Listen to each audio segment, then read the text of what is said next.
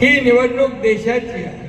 ही निवडणूक देशाचा नेता ठरवणारी निवडणूक आहे. ही निवडणूक देशाच्या विकासाची आहे. ही निवडणूक देशाच्या प्रगतीची आहे. आणि म्हणून ही काय महापालिका जिल्हा परिषद निवडणूक नाही. आज मोदी साहेबांनी या देशाला एका उंचीवर नेऊन ठेवलंय.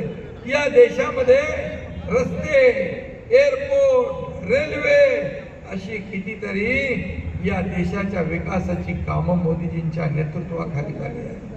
आणि म्हणून ही निवडणूक फक्त आपल्या कपिल पाटलांची नाही, ही निवडणूक आपल्या सगळ्यांची आहे. या निवडणुकीमध्ये प्रत्येकाने कपिल पाटील बनून काम केलं पाहिजे. आणि म्हणून ही युती आपली मजबूत आहे. ही महायुती मजबूत आहे.